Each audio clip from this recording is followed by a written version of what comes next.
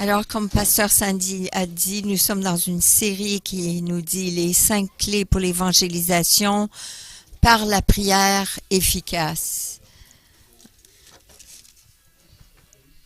Le but, c'est que c'est la fondation, c'est la base de lutter dans la prière pour ce qu'on aime. Juste hier, nous étions à un restaurant et nous parlions avec Nancy Lowe.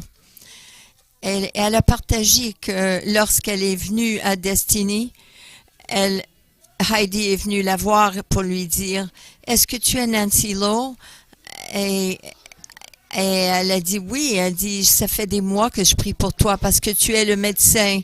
Tu es le médecin du fils à Diane. » Et en priant pour elle, elle est venue au Seigneur. Il y a toujours quelqu'un qui prie pour nous. Et j'ai su, lorsque je suis venue au Seigneur, j'ai commencé à avoir des repas avec ma grand-mère une fois par semaine. Le jeudi, j'allais manger et je partageais avec elle. J'ai dit, grand-maman, je ne sais pas, je comprends pas, mais j'ai donné ma vie au Seigneur et elle s'est mise à sourire. Elle a dit, depuis que tu es jeune, je prie pour toi, que tu viennes à Christ. Il y a toujours une grand-mère, il y a quelqu'un qui prie pour nous. Alors, je vous invite à être tous comme des grands-mères aujourd'hui et que nous prions pour nos bien-aimés. Nous avons regardé 5 clés pour l'évangélisation efficace par la prière. Première clé, c'est d'ouvrir notre bouche. L'importance de parler, d'ouvrir notre bouche et de parler. Et nous avons appris des clés de la prière persévérante. Pendant des années, Diane, elle a prié pour Nancy et pendant des années, ma grand-mère priait pour moi. Mais si vous investiguez, vous allez probablement comprendre qu'il y a des gens qui ont prié pour vous pour que vous veniez au salut. Nous devons aussi voir la deuxième clé, c'est d'utiliser la parole de Dieu. Et ça vient lorsque la foi vient de ce que nous entendons, ce que nous entendons de la parole de Dieu. La semaine dernière, nous avons compris comment enlever le voile, qui est le point numéro 3. Satan a mis un voile sur les esprits de ceux qui sont incrédules, afin qu'ils ne voient pas la lumière glorieuse de l'Évangile. Et nous avons découvert que de la façon que Satan utilise ce voile pour aveugler les gens, et nous avons eu des clés pour retirer ce voile. Et aujourd'hui, nous allons regarder le point numéro 4 qui est de préparer leur cœur. Nous allons découvrir ensemble comment préparer le cœur d'une personne pour recevoir la semence de la parole de Dieu, l'Évangile. Que cette semence soit plantée dans ce sol de leur cœur. Premièrement, nous allons regarder la différence entre l'information et la révélation. L'information va à notre esprit, à notre intelligence, tandis que la révélation va à notre esprit et à notre cœur. L'information qui va à notre intelligence, tout probable ne changera pas le cœur, mais la révélation qui va à l'intelligence, à l'esprit et au cœur change des vies. Pourquoi est-ce que cela est si important de comprendre? Parce que la puissance spirituelle est relâchée non par l'information, mais la révélation. Nous pouvons envoyer nos enfants aux meilleures écoles de dimanche, aux meilleures écoles chrétiennes, mais si tout ce que nous recevons, c'est de l'information, de la connaissance et non la révélation, cela ne changera pas leur vie, leur cœur. L'information n'est jamais assez. ça doit être un cœur qui doit être touché.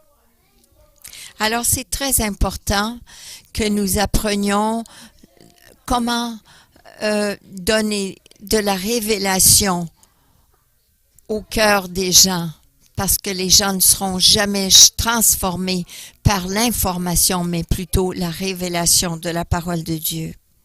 Alors, j'aimerais regarder 3 mots dans la Bible qui sont utilisés pour référer qui est référé à la parole de Dieu.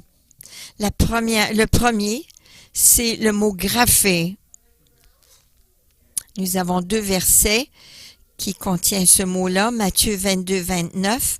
Jésus leur répondit, « Vous êtes dans l'erreur parce que vous ne connaissez ni les Écritures graphées, ni la puissance de Dieu. » Et nous avons aussi 1 Corinthiens 15, 4 qui nous dit, « Jésus a été enseveli, il est ressuscité le 3e jour, conformément aux Écritures, au graphé. Graphé est la parole écrite et lue. » C'est la parole écrite et lue, les Écritures, les saints écrits de Dieu, comme écrit dans ce verset. Voilà le mot graphé. Mais il y a aussi un deuxième mot. On a déjà entendu le mot logos. Acte 15, 35. Paul et Barnabas restèrent à Antioche. Ils enseignaient, annonçaient avec beaucoup d'autres la bonne nouvelle de la parole, le logos du Seigneur. Alors le logos n'est pas la parole écrite. Je croyais, moi, que c'était la parole écrite, mais c'est la parole écrite et dite, déclarée. C'est les deux. Et 2 Timothée 2,15 nous dit « Comme un homme qui a fait ses preuves, un ouvrier qui n'a pas à rougir, mais qui expose avec droiture la parole, le logos, de la vérité. » Donc, le logos est la parole de Dieu parlée et prêchée. C'est une vérité qui est prêchée ou déclarée. Il y a aussi un 3e mot qui décrit Réma. C'est le 3e mot pour parole de Dieu. Jean 6, 63 dit, « C'est l'esprit qui fait vivre. L'homme n'arrive à rien. Les paroles, le Réma, que je vous dis, sont esprit et vie. » C'est l'esprit de vie. Les mots d'esprit et de vie. Lorsque Jésus parlait, il parlait des paroles vivantes, des paroles qui donnaient vie. Matthieu 4, 4 dit, « Il est écrit, l'homme ne vivra pas de pain seulement, mais de toute parole, le Réma, qui sort de la bouche de Dieu. » Donc, le Réma est la parole exprimée, mais qui donne la vie. Il y a une différence entre le logos, qui est la parole dite et écrite. C'est la parole qui donne vie, la parole vivante. La parole de Dieu, vous savez, comme une semence. Et tout à l'heure, vous allez comprendre le tout, que ça fait du sens. Nous avons un passage dans Ésaïe 55, 9 à 11, qui nous dit « Le ciel est bien plus haut que la terre. De même, mes voix sont bien au-dessus de vos voix et mes pensées bien au-dessus de vos pensées. » Comme la pluie et la neige descendent du ciel et n'y retournent pas sans avoir arrosé la terre, sans l'avoir fécondée et avoir fait germer ses plantes, sans avoir fourni de la semence au semeur et du pain à celui qui mange. Qu'est-ce que c'est la semence pour le semeur et le pain à celui qui mange? C'est le Réma. Voilà, ça dit, il en va de même pour ma parole. Le Réma, celle qui sort de ma bouche, elle ne revient pas à moi, sans effet, sans avoir fait ce que je désire et rempli la mission que je lui ai confiée. J'ai marqué LXX. C'est vraiment écrit en hébreu, mais lorsqu'il a été traduit, de l'Ancien Testament, l'Ancien Testament au grec, ça a été mis le mot réma. C'est vraiment la parole de Dieu qui ne revient pas sans avoir produit l'effet qu'il veut. Et cela parle de la vie, la parole vivante, celle qui donne vie. Et pourquoi est-ce que je dis cela? Dieu est en train de dire que Dieu dit, mon réma, la parole vivante de Dieu, a deux buts. Donner de la semence pour le semeur et du pain pour celui qui mange. Regardons cela.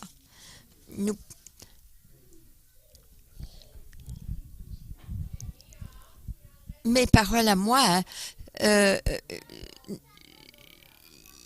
vous donne le logos présentement, je vous donne des paroles qui viennent de la Bible, mais le réma de Dieu, nous pouvons l'utiliser comme du pain. Et lorsque nous le recevons par la foi, ça devient le réma dans notre cœur, ça devient vie dans notre cœur. Et si nous n'ajoutons pas la foi à cela, eh bien, ça ne devient pas du pain pour celui qui mange, mais ça devient simplement le logos. Alors, ce verset parle de la parole qui est du pain pour celui qui mange. 1er Thessaloniciens 2,13 nous dit, c'est pourquoi nous disons sans cesse à Dieu toute notre connaissance de ce que, en recevant la parole, le logos de Dieu que nous avons fait entendre, vous l'avez accueilli non comme la parole des hommes, mais comme ce qu'elle est vraiment, la parole logos de Dieu agissant en vous qui croyez. Donc c'est devenu un réma, c'est devenu un pain pour celui qui mange. Et nous avons un deuxième but pour la parole, et c'est donner de la parole est une semence. Lorsqu'on reçoit le réma de Dieu, nous le recevons par la foi dans nos vies et ça reste comme un réma. Mais lorsque nous le déclarons, ce n'est plus le réma, mais c'est logos. Alors, lorsque nous parlons et déclarons le logos à une autre personne, s'ils reçoivent cette parole par la foi, ça devient réma et un pain pour eux aussi. Si ce n'est pas ajouté avec de la foi, reçu par la foi, eh bien, ça reste logos. Hébreux 4, 2 nous dit, en effet, cette bonne nouvelle nous a été annoncée aussi bien qu'à eux, mais la parole qu'ils ont entendue ne leur a rien servi parce qu'ils n'étaient pas unis dans la foi à ceux qui ont écouté. Et si c'est ajouté par la foi, c'est uni dans la foi, ça devient un réma. Sinon, ça reste logos. Et ce n'est pas du pain à manger, c'est juste simplement des paroles. Alors, ce que je veux que vous compreniez, c'est qu'afin que, vous savez, la foi vient de ce qu'on nous entendons, le réma, et nous recevons le réma qui devient un pain de vie. Si nous le recevons, ces paroles comme réma, ça doit être reçu et entendu par la foi. Alors, si vous avez prié que le voile se lève sur les esprits de ces gens, tout ce que nous disons, c'est des paroles, et que ça ne devient pas le réma pour ces gens, il n'y aura jamais de transformation dans leur vie. Vous pouvez être la meilleure personne dans le monde, mais si vous n'avez pas le réma pour donner à ces gens, ça ne sera pas du pain à ces gens. Et ça ne deviendra pas un pain de vie pour eux. Ça doit être un pain vivant. Et notre but aujourd'hui, c'est comment changer le logos au réma. Et nous savons que Romains 10, 17 nous dit ainsi, la foi vient de ce qu'on entend vient de la parole, le réma de Dieu. La foi vient de ce qu'on entend. La foi vient du cœur. Et le réma qui vient dans notre cœur devient le réma pour nous, le pain vivant. Alors, c'est quoi le processus?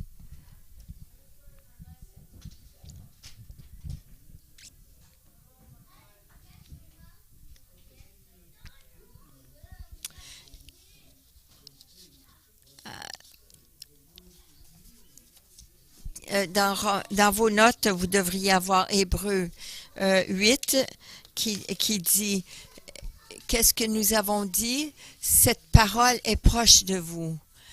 On a le graphé, qui est la parole écrite, et lorsque nous la déclarons ou nous l'entendons déclarer, ça devient le logos de Dieu, c'est dans notre bouche, mais lorsque c'est déposé dans notre cœur par la foi, ça devient le réma de Dieu. Voilà le processus, la transformation du graphé. Nous l'avons, nous l'entendons, nous le déclarons, nous le recevons dans notre cœur et ça devient un pain vivant pour nous. Un pain que nous pouvons manger, recevoir et manger. Alors, afin que ça devienne un réma, ce logos, cette semence doit être déposée dans notre cœur. J'ai entendu la Bible très souvent, mais c'était un logos, c'était que des paroles. Mais lorsque je l'ai reçu par la foi, ça a changé, transformé ma vie. Alors la parole, logos, vient à notre esprit, quelqu'un le déclare, elle vient à notre esprit, mais pour le recevoir dans notre cœur, ça demande que notre intelligence, le voile sur notre intelligence soit levé. Et ce processus de dévoiler, c'est un processus.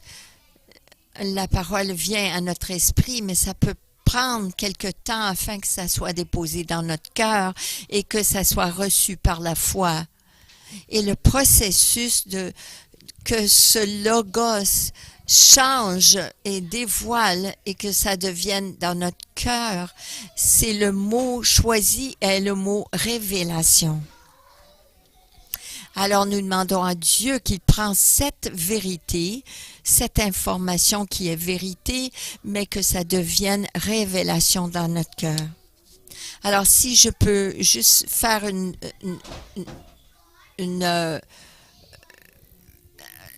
sommaire de cela, ce n'est pas suffisant de déclarer le logos. Parce que le logos est une semence pour semer, mais si nous le semons comme seulement des paroles, nous devons prier que ce logos soit reçu dans notre cœur par la foi et que ça devienne un réma pour changer, transformer nos vies. Mais ça peut être concernant n'importe quelle chose.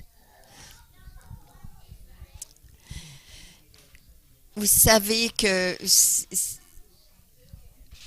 on peut lire la Bible continuellement, mais le jour où ça devient un réma, que ça touche notre cœur, ça devient le pain qu'on mange parce qu'on l'a reçu comme un réma. Soudainement, on reçoit cette révélation. Alors, on a besoin d'une stratégie pour préparer le cœur de nos bien-aimés afin qu'ils gardent ce logos qui a été reçu et ça devienne réma dans leur cœur. Alors, de quelle façon faisons-nous cela? Au travers de la prière, afin qu'ils puissent recevoir la parole de Dieu comme le réma. Et je vais vous montrer qu'on peut le faire. Et on peut le faire au travers de la parabole du semeur. Vous avez sûrement entendu cette parabole à plusieurs reprises. Mais de quelle façon pouvons-nous prier cette parabole pour que ça devienne réma dans le cœur de ceux qui entendent la parole, afin qu'ils viennent au salut? Et comme dans cette parabole, nous allons découvrir, lorsque le semeur sème la semence, toute vérité biblique vient comme semence. Alors, si on le reçoit dans notre vie, on doit l'arroser. Vous savez, on doit prier, on doit remercier le Seigneur, on doit le cultiver dans nos cœurs.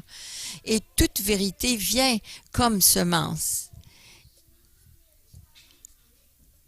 Alors, c'est là où on voit que ça reste comme semence ou ça devient un fruit dans nos vies. Alors, de quelle façon devons-nous prier? Alors, premièrement, nous devons prier pour des cœurs désignés. Nous devons prier que les cœurs aient des rendez-vous divins avec des sommeurs. Et voilà la parabole du sommeur en Marc 4:3. Et ça nous dit, écoutez, un sommeur sortit pour semer.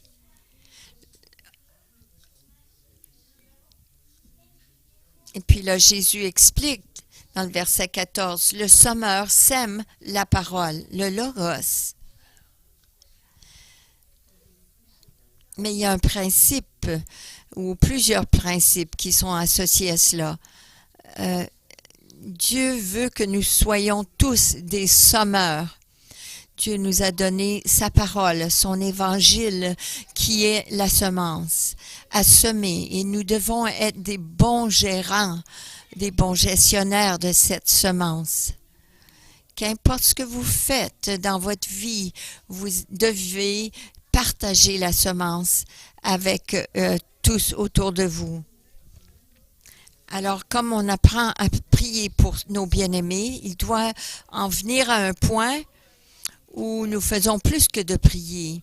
Oui, la prière, c'est important, comme nous avons appris, mais la prière, parfois,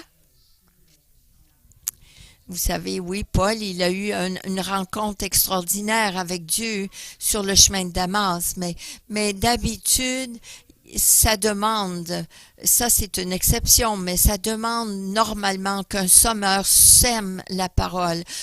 Et nous devons être prêts et partants pour semer cette semence. Et nous devons demander à Dieu de nous donner cette audace de semer. Donne-nous, Seigneur, la stratégie, donne-nous la sagesse, donne-nous, Seigneur, un cœur ouvert envers les autres pour semer la parole. Alors nous devons prier que nous devenons des bons sommeurs. Mais vous savez, souvent ce qui arrive, nous n'avons pas souvent de la crédibilité dans notre foyer. Parce que nos frères et sœurs, nos bien-aimés autour de nous, dans notre famille, ils n'ont pas oublié quelque chose qu'on a fait dans le passé. Donc, nous n'avons pas cette crédibilité auprès d'eux, mais nous ne devons pas seulement prier pour nous, mais nous devons prier pour d'autres viennent aussi vers notre famille. Et nous devons aussi prier qu'on devienne aussi des sommeurs envers la famille de d'autres qui, eux aussi, dans leur famille, n'ont pas de crédibilité.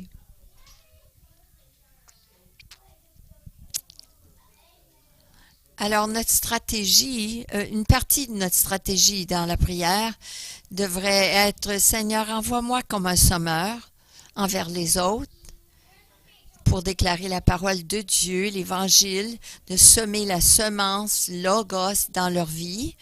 Mais Seigneur, je te prie aussi de susciter d'autres sommeurs qui puissent venir vers ma famille. Donne et prépare des rendez-vous divins lorsque ma sœur fait ce qu'elle fait, qu'elle rencontre quelqu'un sur sa route. Que tu puisses leur donner des amis chrétiens, que tu leur donnes des collègues chrétiens qui auront aussi la volonté, le vouloir de partager l'Évangile.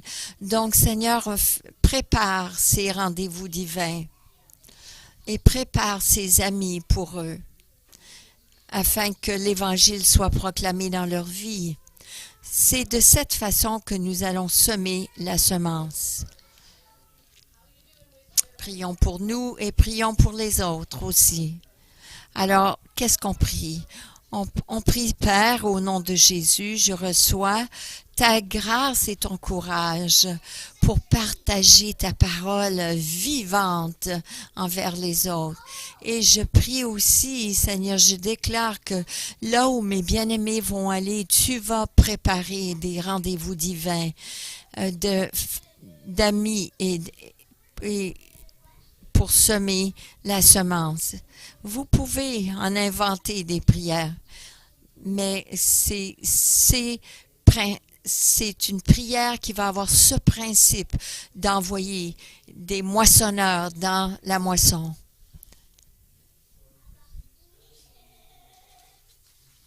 Alors, notre première stratégie, c'est de prier pour des semeurs pour semer la semeur. C'est pour cela que j'ai dit des cœurs désignés. Deuxièmement, on a besoin de prier pour des cœurs tendres.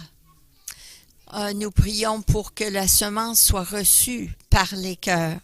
Parce que Marc 4, 4 et verset 15, ça nous dit « Comme il semait, une partie de la semence tomba le long du chemin.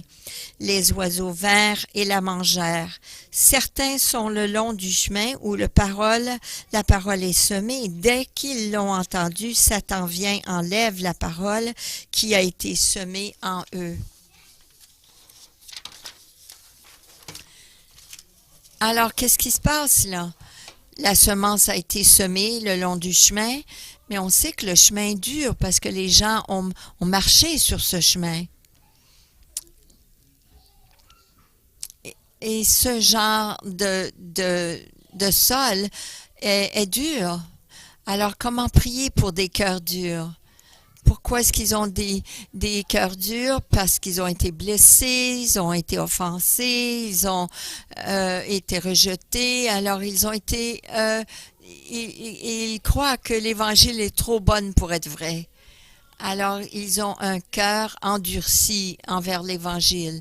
Alors, lorsque l'Évangile est partagé avec ceux qui ont un cœur dur, Satan peut venir et ramasser cette semence et l'enlever immédiatement. Alors, ce qu'on a besoin de faire, c'est de préparer leur cœur en priant que le Seigneur attendrit leur cœur. Il y a des gens qui sont remplis de malice.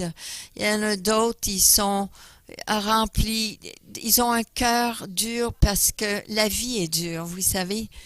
Les menaces viennent, les gens font des choses stupides. Donc, on a besoin de prier pour un cœur attendri.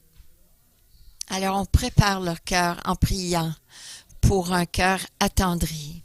Alors, on prie, Père, je prie pour mes bien-aimés, que tu attendris leur cœur, Seigneur. Je prie que tu guérisses leurs blessures, leurs offenses. Je déclare que la parole qui est déclarée envers eux, partagée avec eux, va pouvoir prendre racine et que l'ennemi ne volera pas cette semence qui vient à leur cœur. Parce que je prie pour un cœur qui est attendri. Merci, Seigneur. Alors, la troisième chose on doit prier, c'est pour des cœurs profonds. De prier que la semence qui pénètre profondément dans leur cœur et prenne racine. Lorsque j'étais en Ontario et je travaillais à un endroit pour les touristes, on n'avait pas d'argent pour un gros équipement. Mais une des choses que j'ai découvert, c'est que les sapins, ils n'ont pas beaucoup de racines. Ils sont pas profondes, leurs racines.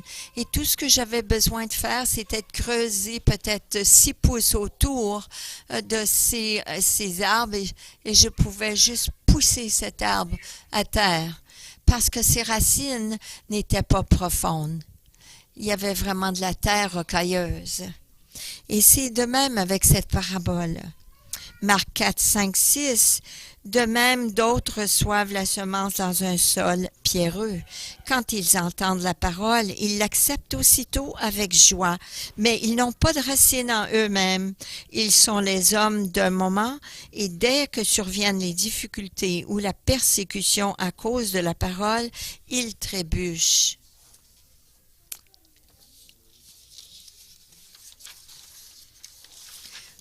Ils deviennent tellement contents parce qu'ils l'acceptent aussitôt avec joie, mais après, parce qu'ils n'ont pas de racines, aussitôt qu'il y a des difficultés ou de la persécution à cause de la parole, ils trébuchent, ils tombent.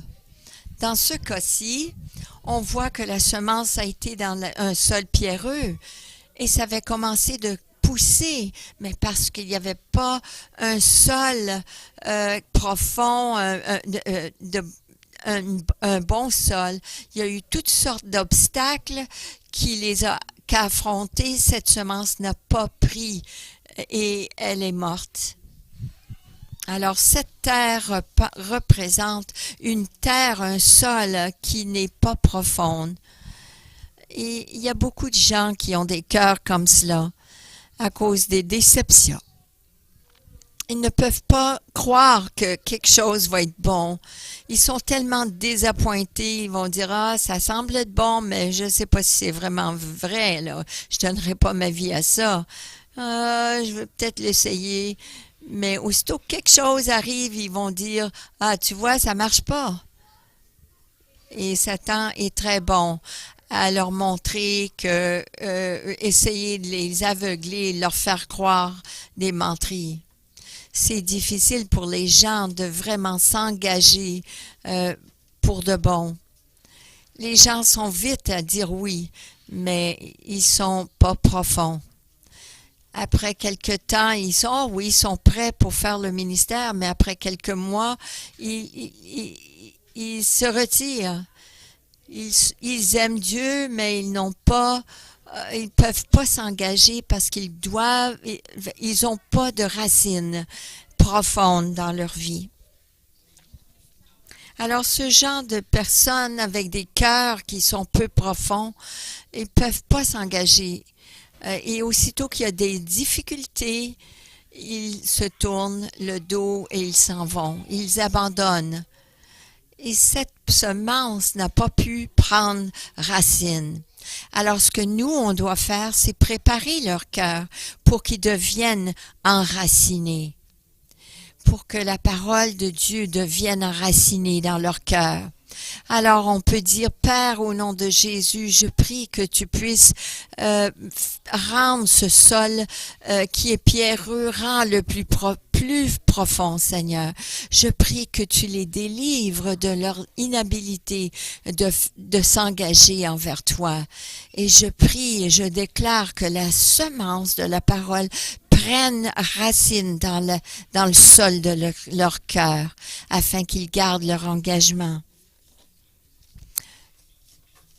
Parce que, vous savez, la parole de Dieu, vivre la vie chrétienne est excitante, mais parfois elle est difficile. Et c'est pour cela qu'on a besoin d'être bien enraciné.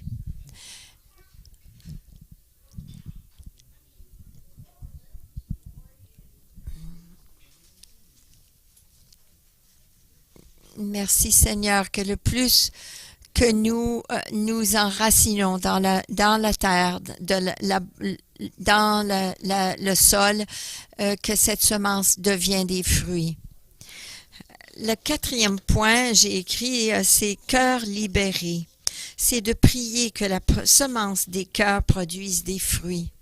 Marc 4, 7 nous dit « Une autre partie tomba parmi les ronces, et les ronces poussèrent, l'étouffèrent, et elle ne donna pas de fruits. » Et là, voici l'interprétation de Jésus.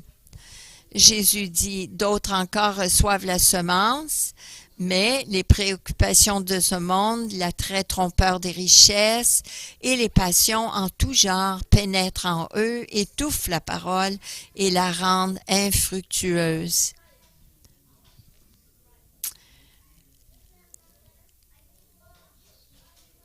La parole, la semence, elle a poussé. Elle a eu certaines racines, mais elle a été étouffée par toutes sortes d'ennuis, de déceptions de la vie et des distractions, des choses qui les attiraient et qui les ont trompés. Je me rappelle lorsque je travaillais à Stelco, j'ai quelqu'un qui m'a dit « Ah, tu seras jamais, tu bois pas, toi, donc, oh non, si tu sais pas comment boire avec les autres, tu te rendras jamais en haut, tu seras jamais à la tête d'une compagnie. »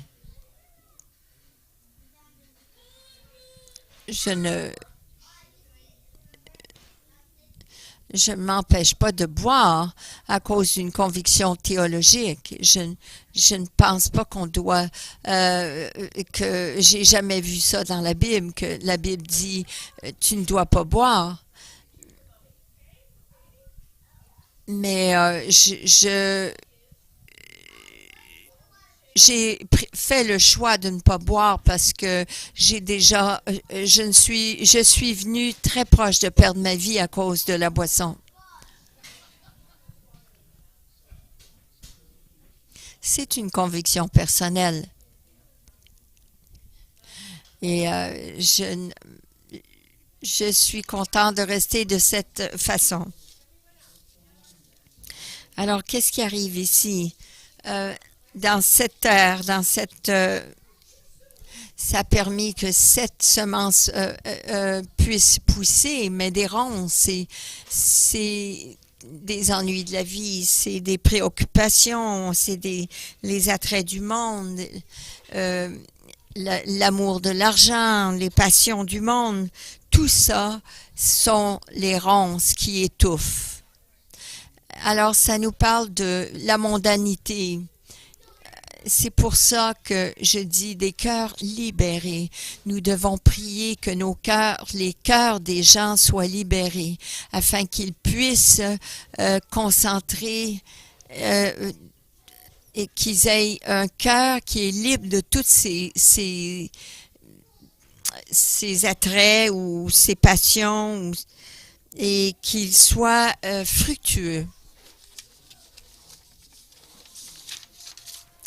Ce sont des cœurs mondains. Alors, on va prier pour eux qu'ils soient libérés des choses de ce monde, afin qu'ils puissent permettre que cette semence prenne vie. Ce n'est pas qu'ils ne veulent pas porter du fruit, mais on va prier qu'ils soient libérés de ces soucis de la vie afin qu'ils soient fructueux. Alors on peut prier de cette façon. Seigneur, je prie pour mes bien-aimés qu'ils aient leur cœur libéré des soucis de ce monde et des choses du monde afin qu'ils soient libérés complètement de ces distractions du monde, ces choses temporaires et qui leur volent de la vie éternelle. Je prie que cet évangile, cette semence de l'évangile produise des racines et du fruit, mais un fruit éternel, un fruit qui demeure. Alors on dit, comment est-ce qu'on peut faire ça? Ça dit, le cœur du roi est entre les mains du Seigneur. Alors, il peut tourner les cœurs. Nous, ce qu'on fait, c'est collaborer avec le cœur de Dieu. Alors, cinquième chose que nous pouvons prier, c'est qu'il y ait des cœurs affamés. Prier que la semence trouve dans le cœur un bon sol qui entend, qui accepte et qui produit beaucoup de fruits. On veut qu'il soit en feu pour Dieu, qu'il soit vraiment sauvé. Ce qu'on veut dire par cela, c'est qu'ils deviennent passionnés de Dieu, en amour avec Dieu, passionnés. Ce sont des phrases que nous utilisons, mais c'est ce que nous voulons, c'est que ce soit des cœurs passionnés, affamés. Marc 4,8 nous dit une autre partie tomba dans la bonne terre. Elle donna du fruit qui montait et se développait avec un rapport de 30, 60 ou 100 pour un. Et l'interprétation de Jésus, l'interprétation dit d'autres enfin reçoivent la semence dans la bonne terre. Ce sont ceux qui entendent la parole, oui, et qui la reçoivent et qui portent du fruit avec un rapport de 30, 60. Une moisson fertile. Alors, cette terre représente des cœurs affamés, qui ont reçu, qui ont entendu, qui sont excités d'entendre la parole, qui l'acceptent. Dans leur cœur, voilà le réma. Et ça change leur vie. C'est ce que nous voulons. Nous ne voulons pas convaincre les gens. Parce que si nous pouvons vous convaincre d'entrer dans le royaume, quelqu'un d'autre peut vous convaincre d'en sortir. Nous voulons que ça soit le réma à leur cœur, qui change le cœur, qui change la vie. Et comme résultat, ils deviennent des chrétiens fructueux, qui portent du fruit. Donc, nous prions pour eux qu'ils aient des cœurs affamés. Et nous prions, Père, au nom de Jésus, je prie pour mes bien-aimés. Je déclare que leur cœur devient un sol fertile, fructueux, qui porte du fruit, qui est fin d'entendre, d'accepter dans leur cœur profondément et qui produisent une moisson de fruits riches, des petites prières, vous savez, des courtes prières. Ça n'a pas besoin d'être long pour quémander Dieu, ni pour le convaincre, mais parce que Dieu veut que tous parviennent au salut. Alors, comme résumé,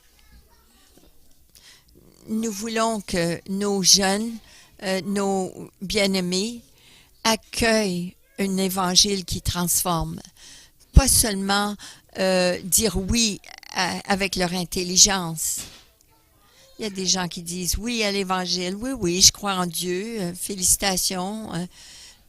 Il y a beaucoup de gens qui croient en Dieu. Même Satan croit en Dieu. Mais faisons plus que simplement dire oui, je crois en Dieu. Mais nous voulons avoir le logos de la parole devienne le réma dans le cœur et change les vies pour que ça devienne du pain à manger. Nous voulons que ça devienne pas une parole qui a pas de but, qu'on entend, mais qui ait un effet à transformer nos vies. Alors, de quelle façon, en résumé, avons-nous prié? Nous avons prié pour des cœurs désignés, et que nous prions qu'ils aient des cœurs tendres pour recevoir la semence de la parole. Nous prions qu'ils aient des cœurs profonds, afin que le sol soit profond pour que ça produise des racines dans leur vie. Nous prions que leur cœur soit libéré, que leur cœur soit libre du matérialisme, des soucis de ce monde, afin qu'ils produisent du fruit. Et nous prions pour des cœurs affamés, afin qu'ils soient affamés d'entendre, qu'ils aient faim d'entendre la parole, qu'ils l'acceptent et que ça devienne le réma dans leur cœur et que ça devienne de la nourriture pour leur vie. Parce que c'est cela qui est extraordinaire. Vous pensez à la personne qui a partagé l'Évangile avec Billy Graham, mais le fruit a été beaucoup plus que les paroles qui lui ont été partagées. Et ça peut être pareil pour nous. Nous pouvons produire un fruit abondant. Et nous pouvons semer cette même semence dans le cœur des autres et qu'eux aussi deviennent le prochain Billy Graham ou Reinhard Bonnke ou le prochain apôtre Paul. Lorsque le Logos devient le Réma, lorsque la parole est semée dans le cœur et elle devient le pain de vie, le pain vivant, ça peut faire un travail profond et rapide dans le cœur des gens et produire des grands fruits, des bons fruits. Alors je demande au Seigneur qu'il garde mon cœur tendre et libre, que je puisse produire du fruit abondant pour Dieu. Et c'est de cette façon qu'on doit prier pour nos bien-aimés. Alors vous avez dans vos notes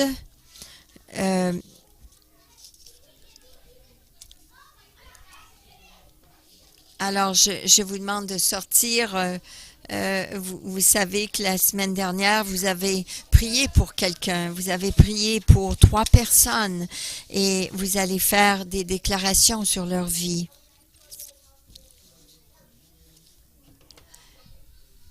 Alors, nous allons prier ces prières ensemble.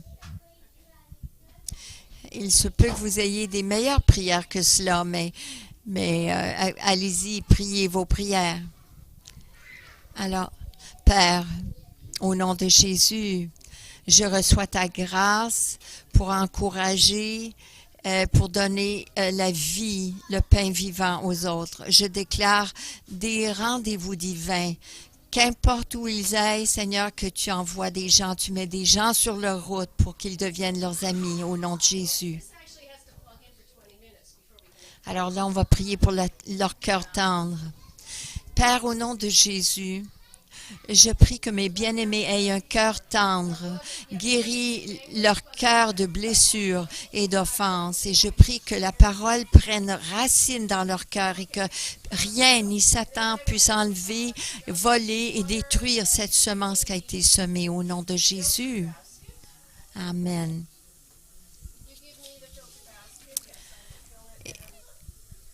Et à vos 3 personnes pour lesquelles vous priez ces prières. Et vous allez croire que ces prières changent les cœurs. Et de cette façon, le voile, ils vont être dévoilés, leur intelligence va comprendre et voir la gloire glorieuse de l'Évangile. Alors, Père, au nom de Jésus, je prie pour mes bien-aimés qu'ils aient des cœurs profonds. Je prie qu'ils soient délivrés de leur inhabilité, leur incapacité de prendre des engagements lorsque les obstacles viennent. Je prie que la semence devienne plus profonde au nom de Jésus. Amen. Père, au nom de Jésus, je prie que mes bien-aimés aient des cœurs libérés, qu'ils soient que toute distraction soit enlevée de leur vie et des soucis afin que, Seigneur, tu les attires à toi pour la vie éternelle. Je prie que la semence de l'Évangile prenne racine et pousse au nom de Jésus. Amen. Père, au nom de Jésus, je prie pour le salut de mes bien-aimés. Je déclare que leur cœur est un sol, une bonne terre, qu'ils acceptent, qu'ils entendent, acceptent et qu'ils produisent du fruit dans une bonne terre au nom de Jésus. Amen. Tout ce que je vous donne là, c'est un schéma, une façon peut-être, un petit croquis de comment vous devriez prier pour vos bien-aimés pour les amener au salut. Premièrement, ouvrez votre bouche. Persévérez dans la prière. 2, utilisez la parole de Dieu. Déclarez la parole de Dieu comme vous priez pour eux. Et enlevez,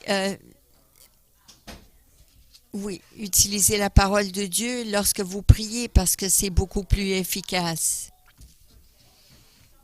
Numéro 3, enlevez le voile. Priez que le voile s'enlève de l'esprit des gens pour qu'ils puissent percevoir et voir la lumière glorieuse de l'Évangile. Et je vous ai donné 4 stratégies la semaine dernière. Numéro 4, préparez le cœur. Et préparez leur cœur en priant ces choses que je vous ai partagées aujourd'hui pour préparer le sol de leur cœur, recevoir la semence. Donc, l'application maintenant. Vous avez encore vos cartes cette semaine. C'est de prier pour 3 personnes. Vous nommez 3 personnes que vous avez à cœur de leur partager l'Évangile.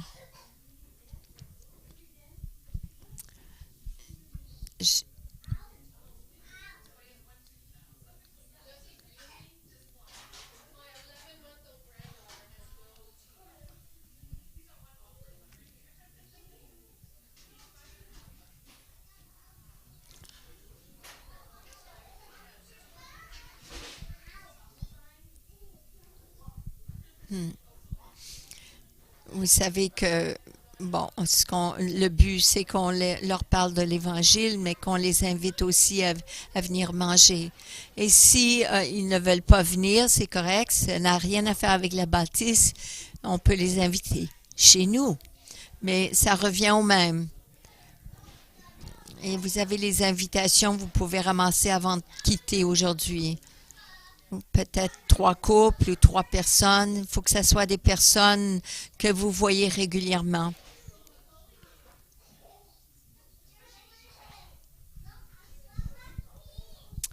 Oui, merci Seigneur. Alors, on ouvre la bouche, on utilise la parole de Dieu, on retire le voile et on prie pour que ça touche leur cœur, qu'on prépare le cœur pour la semence.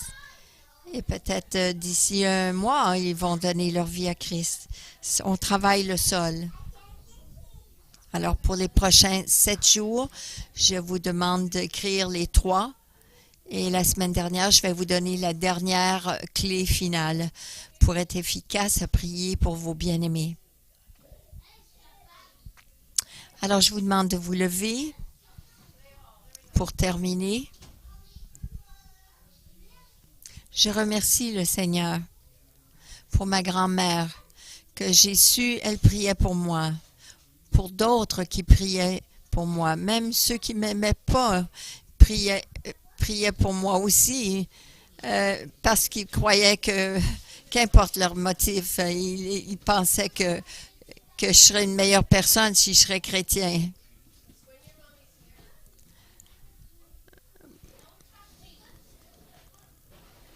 Même s'ils ont des mauvais motifs, ça ne fait rien, ils le font quand même. Merci Seigneur pour les personnes qui priaient pour vous. Où est-ce que vous seriez aujourd'hui si les gens n'avaient pas prié pour vous? Continuons de donner des dons, des cadeaux. Mettons notre main sur notre cœur. Seigneur, nous prions pour nos cœurs, que nos cœurs soient attendris, que nos cœurs soient profonds, que nos cœurs soient libérés et que nos cœurs soient affamés, qu'on soit toujours ouverts à ta vérité, que chaque logos, parole logos qui vienne, que nous le recevions comme réma, comme du pain à manger, que ça devienne un transformateur pour nos vies. Nous prions aussi pour nos bien-aimés, Seigneur. Aide-nous à s'engager, de prier pour eux, de persévérer dans la prière afin qu'eux aussi aient des cœurs prêts à pointer, des cœurs désignés, des cœurs profonds, des cœurs tendres, des cœurs qui acceptent, Seigneur, ton évangile. Qu'ils soient la prochaine génération qui vont plus loin encore que nous, où tu veux qu'ils aillent, Seigneur, pour toi, ta gloire et ton royaume, au nom de Jésus. Amen.